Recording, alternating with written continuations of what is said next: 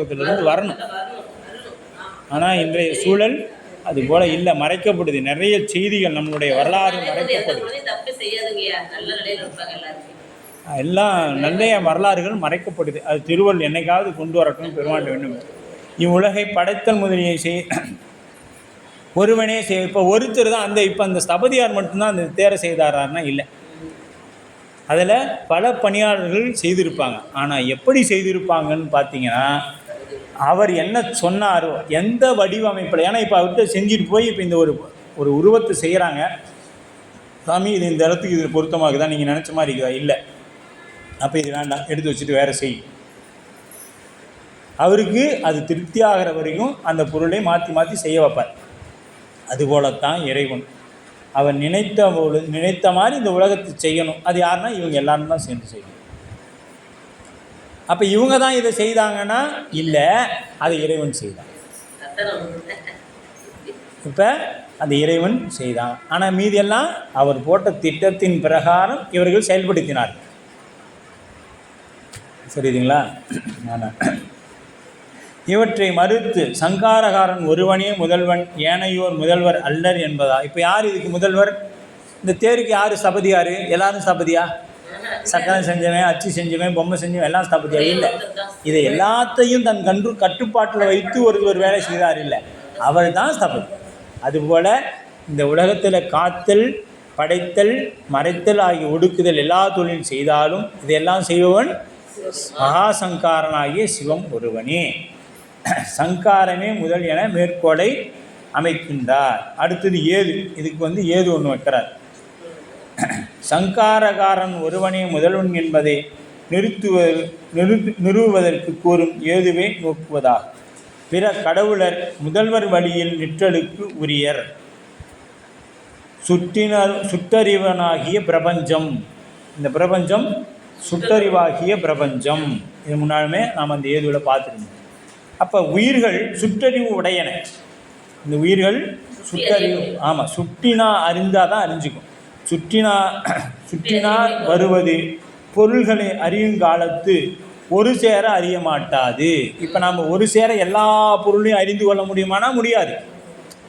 இப்போ அந்த ஒரு தண்ணி கேனுக்குதுன்னா அதை மட்டும்தான் நம்மளால் அறிந்து கொள்ள முடியும். அடுத்தது அறிந்துக்கணும்னா இன்னும் அதுக்கு அடுத்த நேரம் வேணும், அடுத்த செகண்ட் இருந்தால் தான் அது போய் இந்த பாத்திரம்னு சொல்ல முடியும். அப்போ ஒரே நேரத்தில் ஒன்றை மட்டுமே அளவிட்டு அறிதல் ஆகும். இது பற்றிய உயிர் அறிவு சிற்றறிவு எனப்படும். இப்போ ஏன் நம்ம சிற்றறிவாக இருக்கிறோன்னா, இறைவன் ஒரே நேரத்தில் எல்லாத்தையும் அறிந்து கொள்ளக்கூடியவன். நாம் ஒரு நேரத்தில் ஒரு பொருளை மட்டுமே அறிந்து கொள்ளக்கூடியவன். அதனால தான் நம்மகிட்ட ஆணவம் இருக்கிற வரைக்கும் இறைவன் தெரிவதில்லை. இறைவன்கிட்ட போயிட்டால் மாயை நமக்கு தெரியறதே இல்லை. ஆணவம் நம்மகிட்ட ஒடுங்கி நிற்கும். ஆச்சா? இறைவன் அறிவோ எல்லாவற்றையும் ஒரே கணத்தில் ஒருங்கி அறிந்து நிற்கும் பேரறிவாளன், பேரறிவுடைமை அப்படின்னு சொல்லப்படும். அப்போ அவ்வறிவு வியாபக அறிவு என்றும் முற்றறிவு என்றும் சொல்லப்படும்.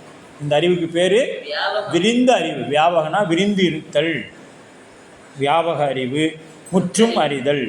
அப்போ அத்தகைய அறிவு அவன் ஒருவனுக்கே உண்டு. இது எல்லாருக்கும் உண்டானா இல்லை. அப்போ சிற்றறிவுடைய உயிர்கள் தனித்து நிற்கும் சுதந்திரம் உடையன அல்ல. இந்த உயிர் தன்னோட இஷ்டத்துக்கு எதையாவது பண்ணிக்க முடியுமானா முடியாது. அது யார் வேணும்? இறைவன் என்ன ஆணையிட்டு வழி நடத்துகின்றானோ அதுபோல தான் இந்த உயிர் நடந்து கொள்ள முடியும். பிற கடவுளர் எல்லாம் இந்த உயிர் இன்னவாறே முதல்வன் வழிபட்டு நிற்கும் உரியவர். இப்போ இந்த மற்ற கடவுளர் எல்லாம் இந்த உயிர் இனத்தவரே, உயிரினத்தவர் தான் இவங்க எல்லாருமே. யார்? மற்ற கடவுளர் எல்லாம். தெரிஞ்சுக்கிங்க. ஏன் நாம் பொழுதுனிக்காக சொல்கிறோம்? எப்போ பாரு இவருக்கு இதே வேலையாக போயிடுச்சு. சொன்னாக்க திருமால் பெருமாட்ட போயிடுவார். இவர் இது சொல்லாமல் நமக்கு வகுப்பே சொல்ல மாட்டார். ஏன்னா அதெல்லாம் தானே நாம் பெருசாக நினைத்து கொண்டு இருக்கிறோம். இதையெல்லாம் இயக்குபவன் ஒருவன் நம்ம பெருமான் தான். இப்போ முதல்வன் அவன் வழியா. இப்போ தேர் முதலியவற்றை செய்யும் பொழுது அவரவர் தம் போக்கில் சுதந்திரமாக செய்வார்களே. ஆனால் தேர் எப்படி இருக்கும்? அவங்கவுங்களுக்கு தோன்ற மாதிரி செஞ்சுக்கலாம், மனசில் தோன்ற மாதிரி. அப்படின்னா அப்படி தெரிஞ்சிருந்தா தஞ்சை கோபுரம் இன்றைக்கி அப்படி நிற்காது. அது ராஜராஜ சோழன் என்ன நினச்சாரோ அந்த மாதிரி வந்ததுனால தான் இன்றைக்கி வரைக்கும் நிற்குது. பல ஆயிரம் ஆண்டுகள் கடந்து இயற்கை சீற்றங்கள் எல்லாம் கடந்து அந்த மண் நிறைந்த இடத்துல அந்த கோயில் நிலைத்து நிறுத்துதுன்னா அந்த உறுதிப்பாடும் அந்த இறைவன்பால் வைத்த அன்பும் அதுதான். அப்போ அவங்கவுங்க போக்கில் அதை செஞ்சுருந்தாங்கன்னா வேலையாயிருக்குமா? இப்போ ஒன்றும் இல்லை, நம்ம விழா நடத்துகிறோம். விழா நடத்தும் பொழுது நம்ம ஒரு திட்டமிடுறோம். திட்டமிடும் பொழுது இன்னாருக்கு இந்த பணின்னு கொடுக்குறோம். அந்த பணியில் ஏதேனும் ஒரு மாற்றம் ஏற்பட்டாலே நம்மளால் சமாளிக்க முடியல. அந்த பணி இப்போது அந்த பணி கொடுத்தவங்க அந்த பணியை செய்யலை, அந்த இடத்துல வேறவங்க நியமனம் பண்ணுறதா, நாமளே அந்த பணியை செய்கிறதா, குழப்பங்கள் ஏற்பட்டு சிக்கல்கள் ஏற்பட்டு அதில் ஒரு பிரச்சனை வந்து அப்புறம் தான் அடுத்து ஏதாவது ஒரு முடிவுக்கு வரும். இது ஒரு சின்ன ஒரு விழாவில். ஆனால் இந்த உலகத்தை இத்தனை கடவுளரையும் தன் கைக்குள் வைத்து கொண்டு இறைவன் செய்கிறானா அவர் எவ்வளோ கட்டுக்கோப்பாக அதை வைத்திருக்கும். அது சரி. அவ்வாறு பிற கடவுளரும் சங்காரகாரன் ஒருவனே தலைவனாக அவனது ஆணைவழி நிற்றலே தத்தம் தொழிலாக செய்தனர். இப்போ என்ன பண்ணிட்டாங்க, இவங்க இஷ்டத்துக்கெல்லாம் யாருமே செய்யலை. சங்காரகன் என்ன சொல்கிறானோ அதன் வழியில் அவங்க அப்படியே நின்றுட்டாங்க. அவர் இது செய்யணும் செய்வாங்க, வேண்டாம் விட்டுருப்பா, சரிங்க சாமி விட்டுரு. ஏன் எதுக்குன்னு கேள்வியே கிடையாது. ஏன்னா அடிமைன்னு ஆயிட்டா என்ன கேட்கக்கூடாது, கேள்வியே கேட்கக்கூடாது, உரிமையே இல்லை. இக்கருத்தை வலியுறுத்தும் வகையில் ஆசிரியர் எடுத்துக்காட்டு வெண்பா ஒன்று சொல்கிறார். எடுத்துக்காட்டு வெண்பா ஒன்று சொல்லுகிறார். மூன்றாவது அறிவு.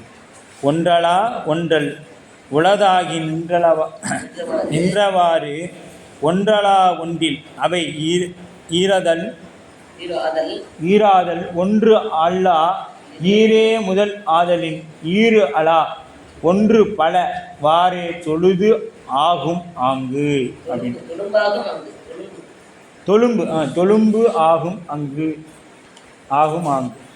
அப்போ இந்த ஒன்றலா ஒன்றல் அப்படின்றார்.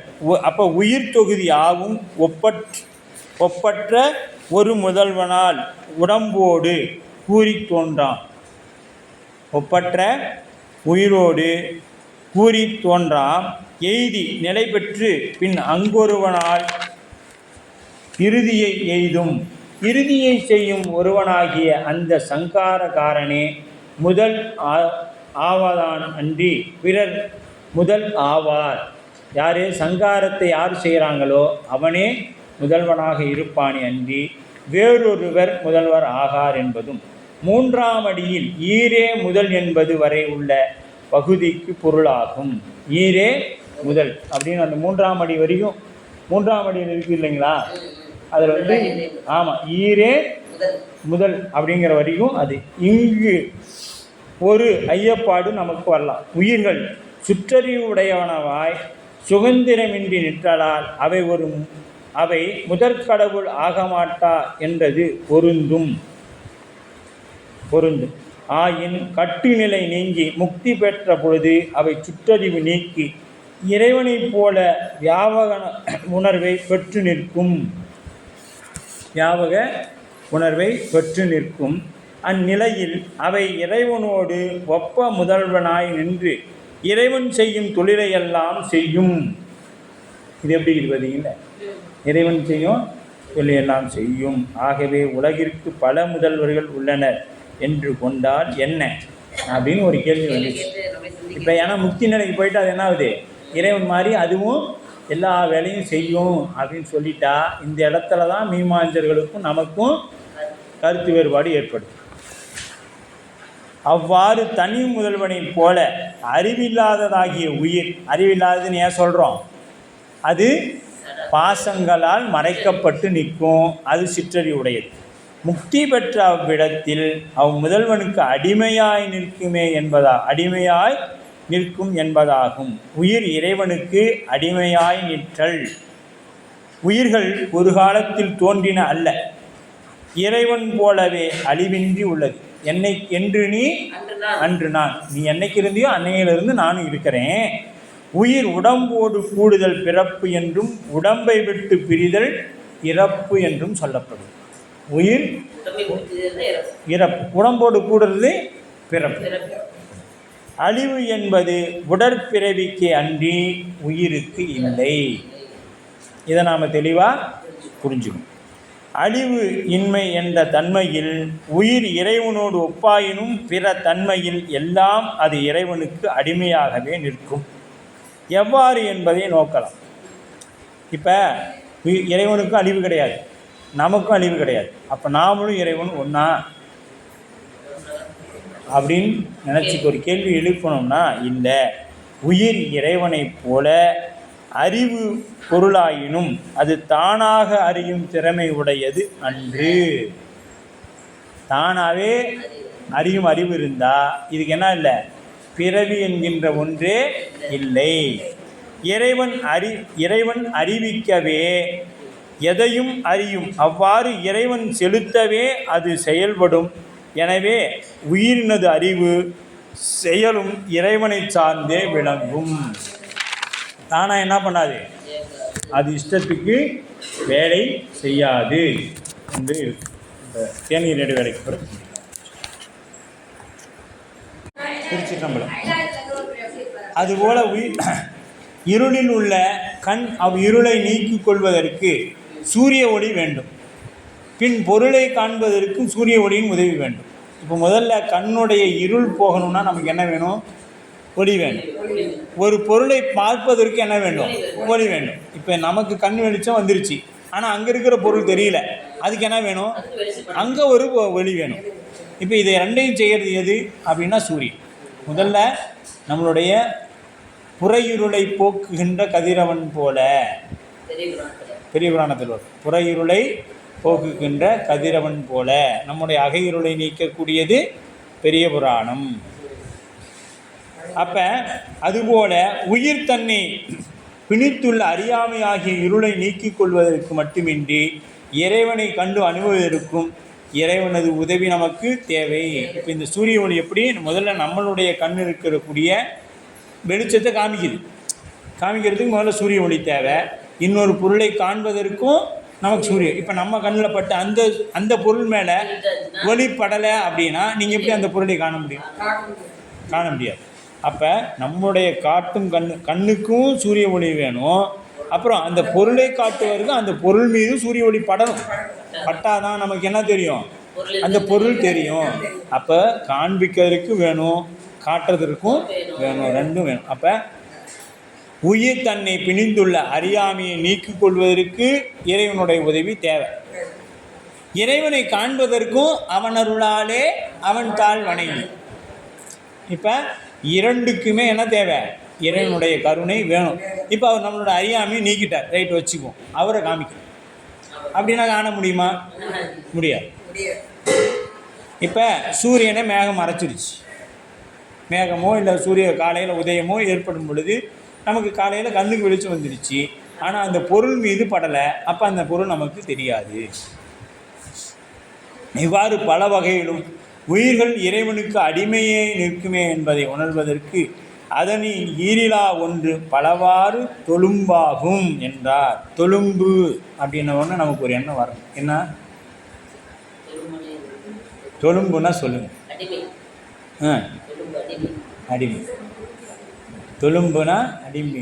தொழும்பர் கூட்டம் காட்டாயே செத்தே போனால் சரியாயே. மாணிக்குவாங்க.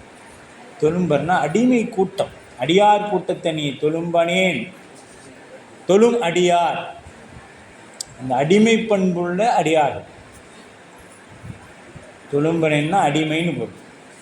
அங்கு அப்போ நமக்கு என்ன இருக்கணும், அடிமை பண்பு அவசியம் நம்ம இடத்துல வரணும். ஒரு தலைமை, அதாவது அதை மாணிக்கவாசகர் தான் அழகாக சொல்லுவார். அடியாரோடு அல்லல் நரகம் புகிலும் எல்லேன் பிற தெய்வம் என்னையல்லால் எங்கள் உத்தமனேம்பர். இப்போ நான் அடியார் கூட போகிறேன், நீ நரகத்துக்கு போயிடுவிடா, சந்தோஷமாக போகிறேன். அடியாரோடு சேர்ந்தா நீ நரகத்துக்கு போயிடுவிடா, சந்தோஷமாக போகிறேன். ஆனால் மற்ற தெய்வத்தை போய் நான் கும்பிடணும்னு அவசியம் இல்லை. அதுதான் ஒரு தலைமையோட அடிமையோட பண்பு. அவர் நான் வந்துட்டேன், நான் நரகத்துக்கே போகிறேன், அவனோட சேர்ந்து நரகத்துக்கு போனால் போயிட்டு போகிறேன், அதை பற்றி எனக்கு கவலையே இல்லை அப்படின்னு நிற்கணும். அதுதான் அடிமை பண்பு. அதனின் ஆங்கு என்பது முக்தி நிலையிலும் குறிக்கிறது. முக்தி நிலையில் பேரின்பத்தை அனுபவித்தலாகிய அச்செயலுக்கு மட்டும் உதவியாய் நிற்கலும் அன்றி இறைவன் போலவே படைத்தல் முதலிய தொழில்களை செய்வதற்கு அது உரிமை இல்லை என்பது குறிப்பால் உணர்த்தப்படுகிறது.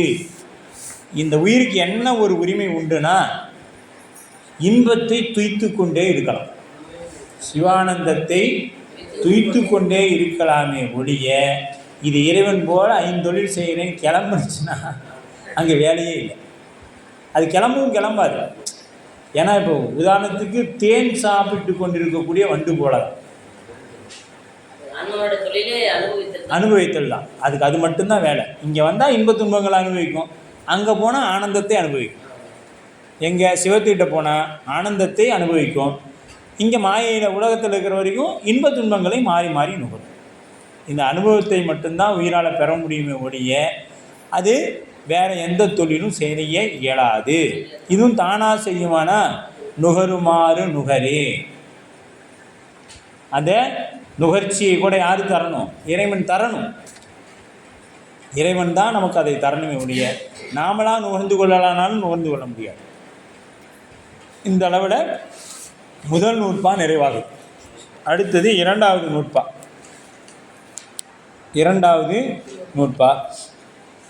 இப்போ முதல் நூற்பா உலகம் முதல்வனிடத்தில் ஒடுங்கி பின் அவனிடத்தே தோன்றும் என்பது கூறப்பட்டது. முதல் நூற்பால் நாம் தெரிந்து கொண்டது என்ன சொல்லுங்கம்மா? உலகம் தோன்றிலிருந்து ஒடுங்கும். உலகம் செய்வோன் ஒருவனை உடையது. உலகத்தை முத்தொழில்படுத்துவோன் சங்காரகாரனை. சங்காரகாரனாகிய சிவபெருமான் ஒருவனே கடவுள், கடவுள் ஆகார். முதல் நூற்பால் நிரூபிச்சு கடவுளை. அப்புறம் உயிரின் தன்மை அதில் சொல்லப்படுது. உயிர் என்றைக்கும் இறைவனுக்கு அடிமை, தொழும்பன். அதுதான் முக்கியம். ஆமாம், அடிமை அப்படிங்கிறத நாம் எழுதி.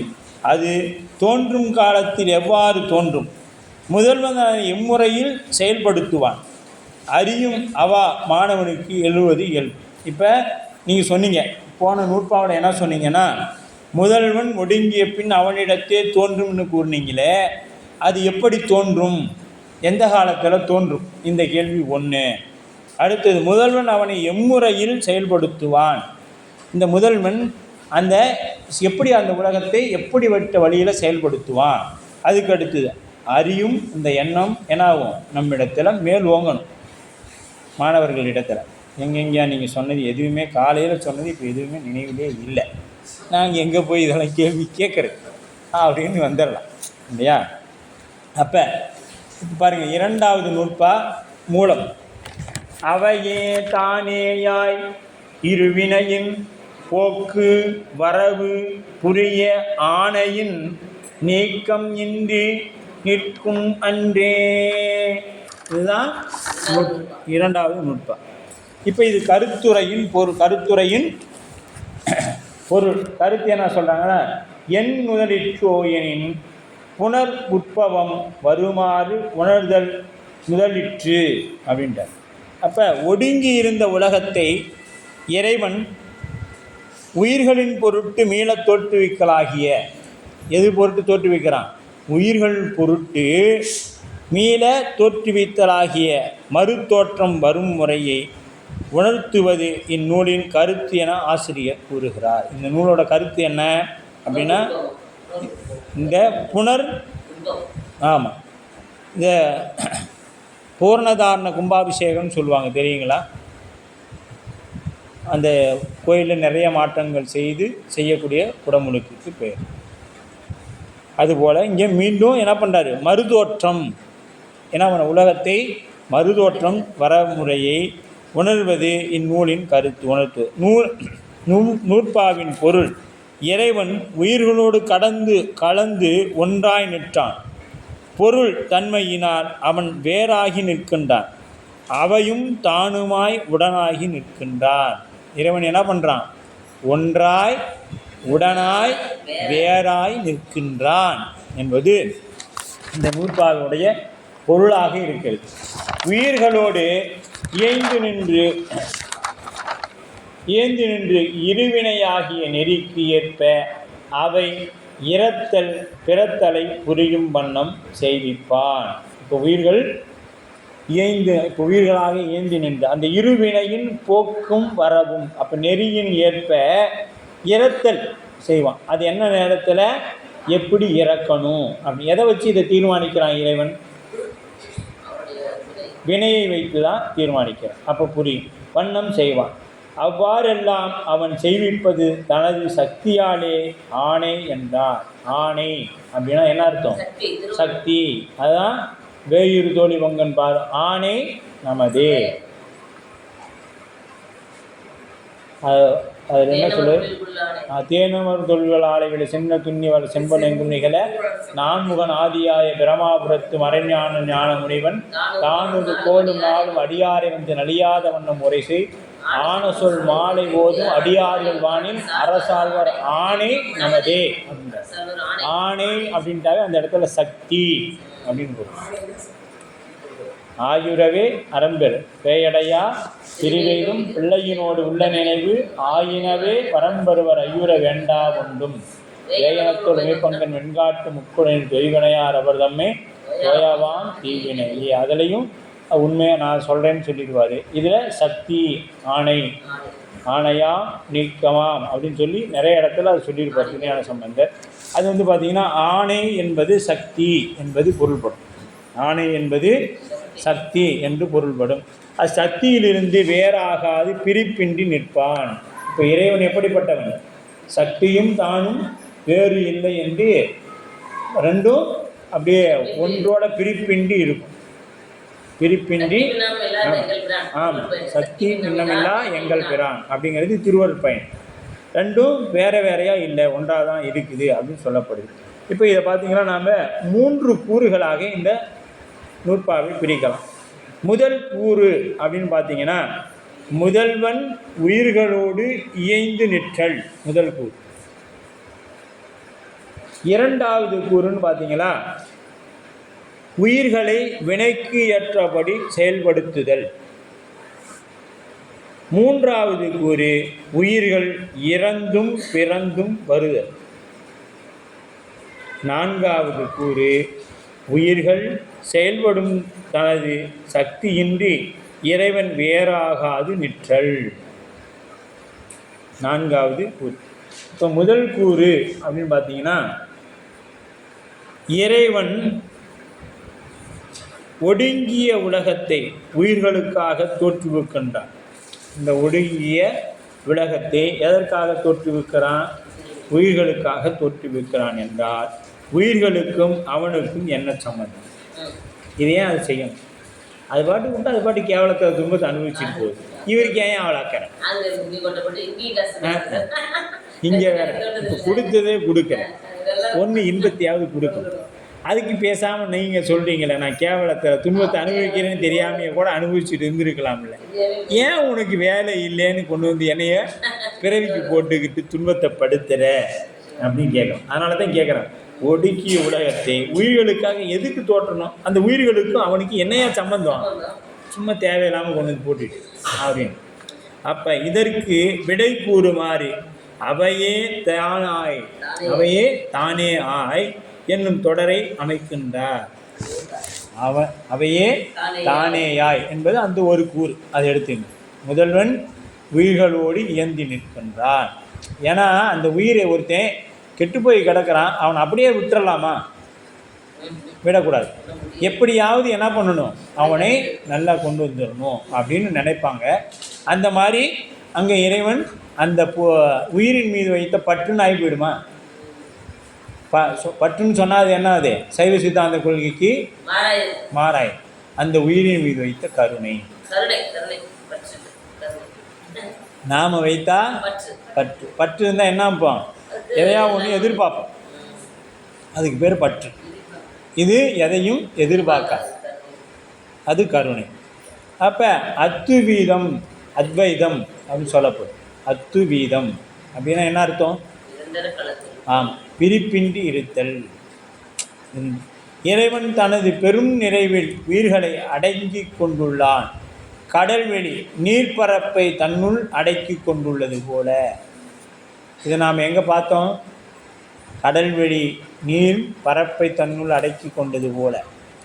பரப்புன்னு படிச்சோம். பரப்புங்கிறது நிலப்பரப்பு. அது என்னத்தை பண்ணுது? கடல் நீரை தன்னுள்ள அடக்கிட்டு இருக்குது. ஆனா கடலுக்கும் அதுக்கும் எந்த தொடர்பும் இல்லை. இல்ல. அதாவது திருவள்ளுவர் பாட்டு வந்துச்சுல, கடல் கடல் உப்பு. உப்பு இருக்கும், தண்ணியில உப்பு ஆமாம். கலக்கும். ஆனால் மண்ணில் உப்பு இருக்காது. அந்த இப்போ மண் எடுத்து சாப்பிட்டு பார்த்தீங்கன்னா அதில் உப்பு இருக்காது. ஆமா. ஆனால் தண்ணி எடுத்து குடிச்சிங்கன்னா உப்பு கறிக்கும். உப்பு கறி.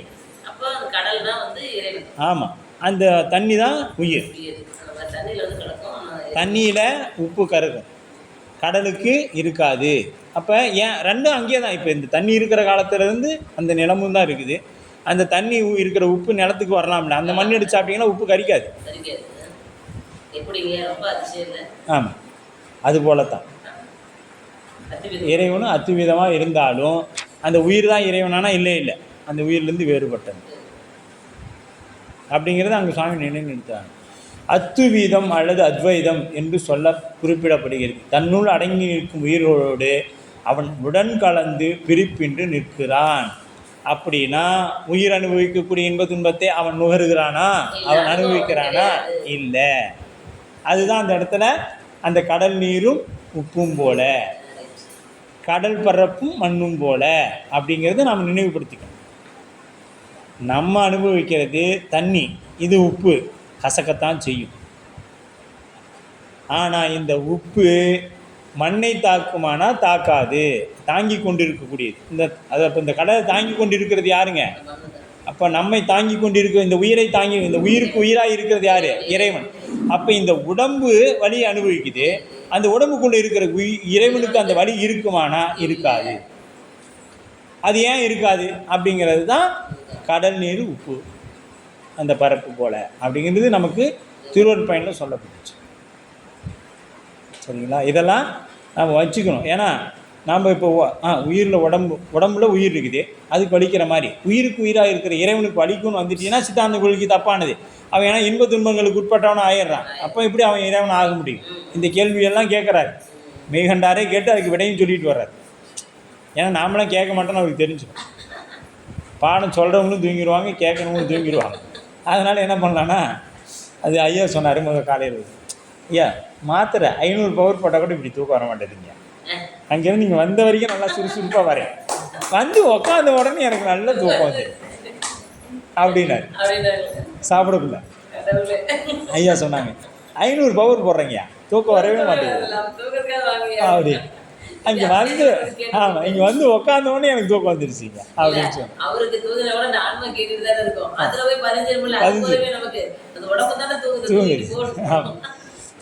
அது தூக்கம் இல்லை, அந்த சிந்தனை ஒருநிலைப்படுறதுனால அது ஒரு அமைதி கிடைச்சிருக்கு. அது அப்படியே தன்னை மறந்து கண் மூடிடும், வேறு ஒன்றும் இல்லை. அப்போ மூவின்மையதா அப்படின்னா உயிர்களோடு கொண்டுள்ள அத்வைத தொடர்புக்கு மூவகையினால் கூறப்படும். ஒன்று அவையே தானாய் என்று தொடரில் இம்மூன்று வகையும் உணர்த்தியுள்ளார். அவையேயாய் என தானேயாய் எனவும் அவையே தானேயாய் எனவும் மூன்றாய் பிரிக்கிறார். ஒன்றாய், வேறாய், உடனாய். எப்படி? அவையே ஆதல் ஒன்றாய், தானே ஆதல் வேறாய், அவையே தானேயாதல் உடனாய். இப்படி மூணாக பிரிச்சுக்கணும். இதை என்ன பண்ணணுங்க? மூணாக பிரிச்சுக்கணும். அடுத்த வகுப்பில் இதை இன்னும் நிறைவாக சிந்திக்கலாம், ஒரு 10 நிமிடம். சரியா? அப்போ அவையே தானே ஒன்றாய், வேறாய், உடனாய். ஒன்றாய், வேறாய், உடனாய். அப்போ இது என்ன பண்ணுறது? ஒன்றாய் இருக்கிறது, வேறாய் இருக்கிறது, உடனாய் இருக்கிறது. ஒன்றாதல் உயிரின் கலப்பு இல்லாமல் உடல் தனித்து நிற்றல் இயலாது. இந்த உடலின் பாருங்கள், உயிரின் கலப்பு இல்லாமல் உடல் தனித்து நின்றால் என்ன ஆகும்? அனுபவம் வராது. அதுக்கு என்ன ஆகும்?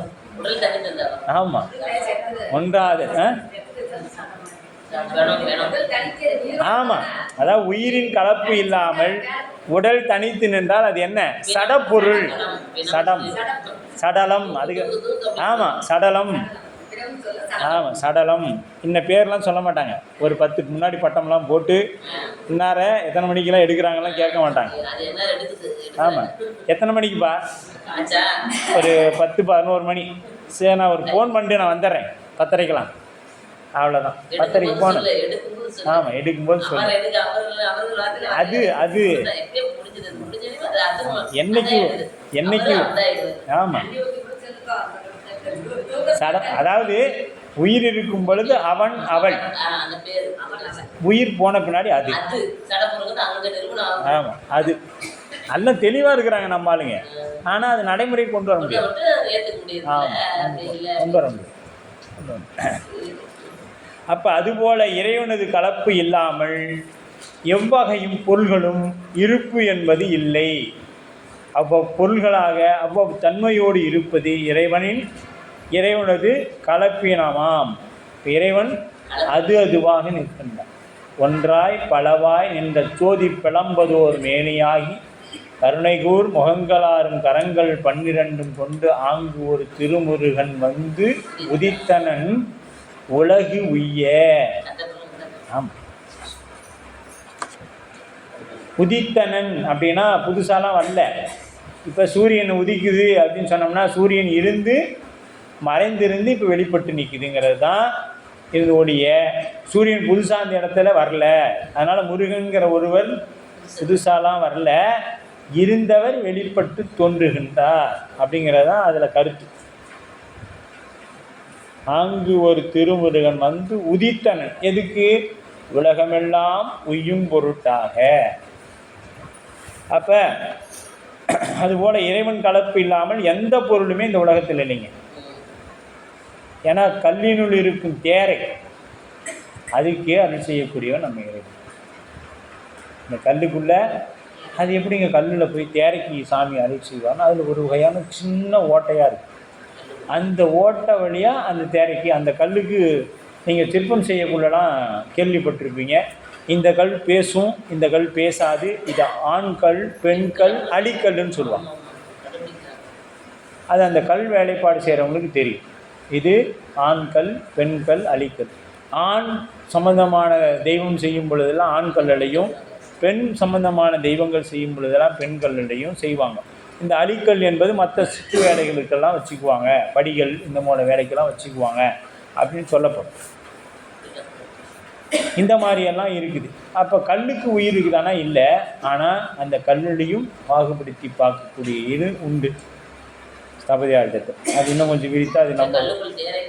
ஆமாம், கல்லில் இருக்கிற தேரைக்கும் இறைவன் அருள் செய்கிறான், மலத்தினில் இருக்கும் புழுவுக்கும் அருள் செய்கிறான் இறைவன். அப்போ எங்கே இல்லை? எல்லாமாய் அல்லதுமாய் இருந்ததனை இருந்தபடி இருந்து காட்டி சொல்லாமல் சொன்னவரை நினையாமல் நினைந்து. ஆமாம், இது எப்படிங்க நினைக்காமல் நினைக்கிறது? சொல்லாமல் சொல்கிறது. எப்படி சொல்லாமல் சொல்கிறது? தட்சிணாமூர்த்தி உக்காந்தாரு, இதுதான் சொல்லாமல் சொல்கிறது. நினைக்காமல் நினைக்கிறது.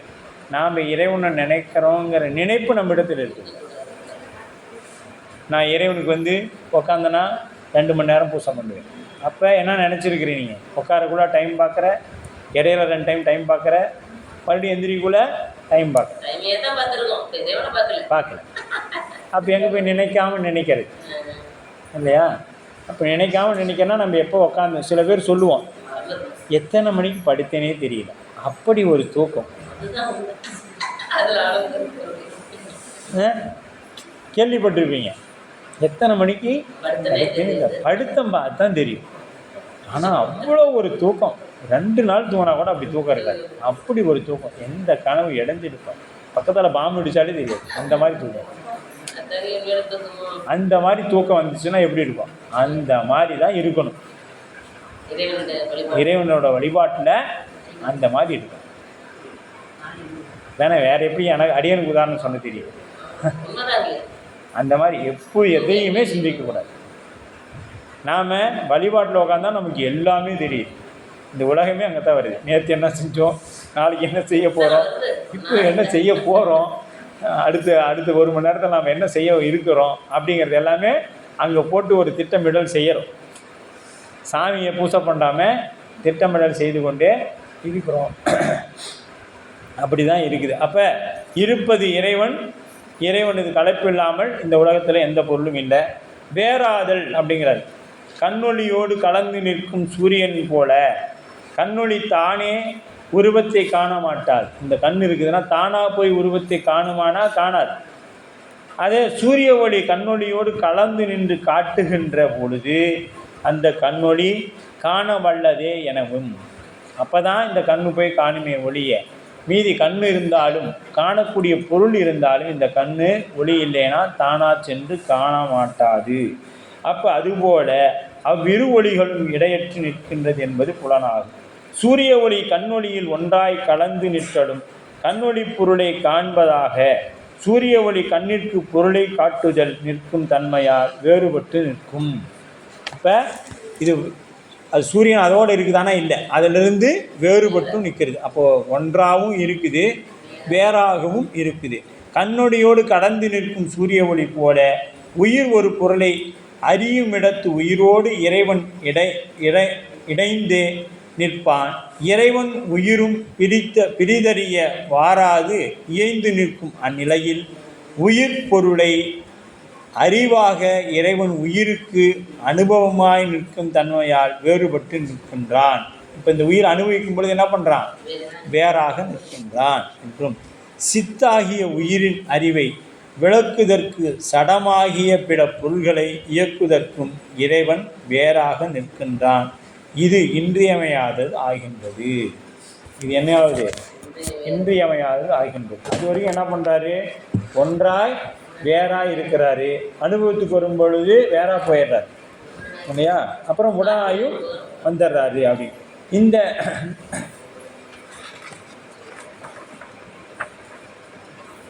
இப்போ அடுத்து உடனாதல். இறைவன் வேறாய் நின்று உணர்த்துவதால் பொருளை அறியும் தகுதியை அடைந்த உயிர் பின் தானே பொருளை அறியும் என்று கருதுவீர்கள் ஆகாது. தானே போய் அறியும்னு நினச்சிடாதீங்க. அப்பொழுது இறைவன் உதவி வேண்டும். உயிரறிவு பொருளை அறியும்படி இறைவன் அதனோடு தானும் உடன் நின்று அறிய வேண்டும். இப்போ அந்த உயிரை அறிந்து கொள்ளுமானாலும் அறியாது. அந்த அறிவில் நின்று இறைவன் அறிவித்தால் அன்றி உயிரானது அறியாது. எனவே உடனாதலும் உயிர் ஒன்றை அறியும் பொழுதும் இறைவனும் அதனோடு உடன் சென்று அறிவனும். இறைவன் அந்த உயிரோடு சென்றாதான் என்ன பண்ண முடியும்? அறிந்து கொள்ள முடியும், இல்லைன்னா அறியாது.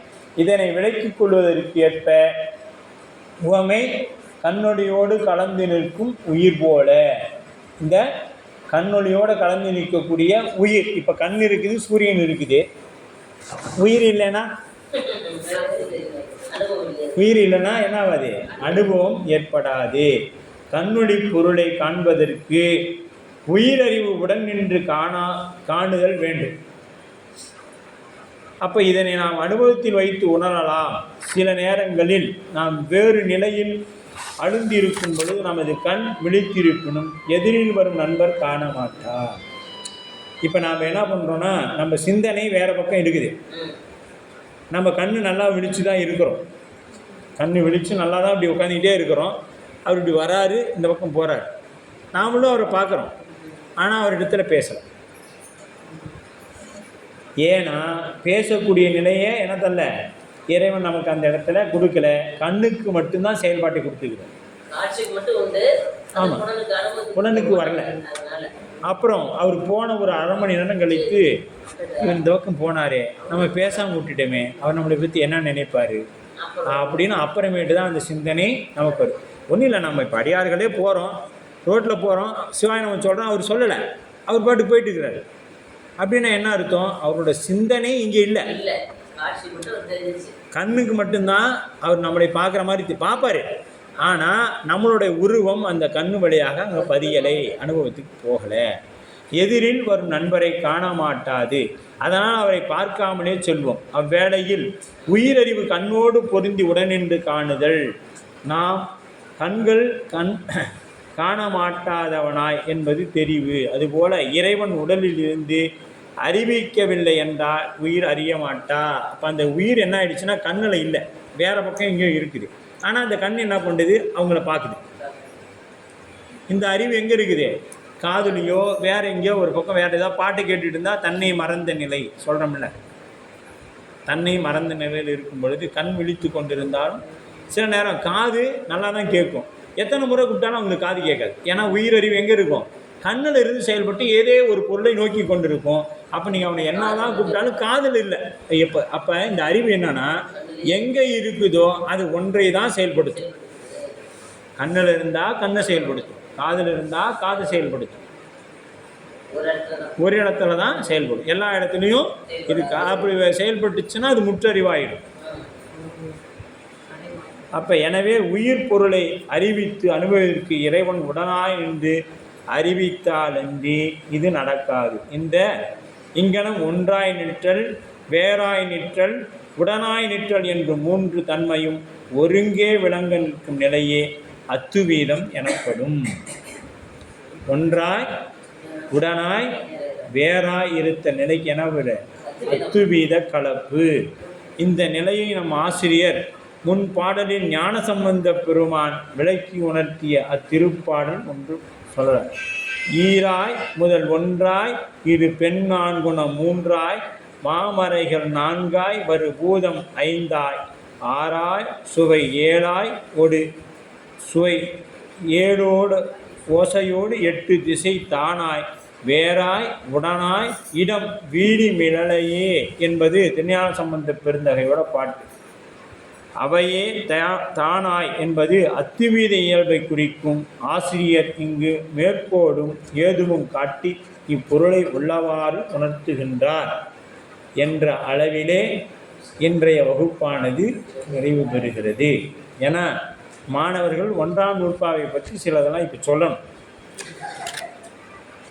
ஏன்னா இதை தெரிந்துக்காம இது ரொம்ப மணிமகுடமான நூல். இதில் சந்தேகமே வரல அப்படின்னா நம்ம வகுப்பே கேட்கலேன்னு ஆகிடும். ஆகவே இதில் நாம் வகுப்பு கேட்டதின் பயனாக என்ன வரணும்? நமக்கு அடுத்தது 2, 3 அதிகாரம் சிந்திக்கிற வாய்ப்பு நமக்கு சாமி கொடுப்பார்னு நினைக்கிறோம்.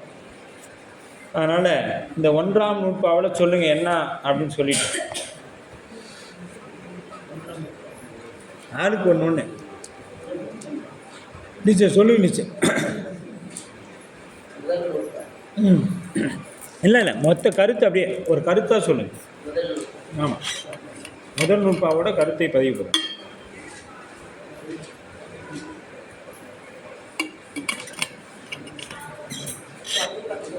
சரிங்க.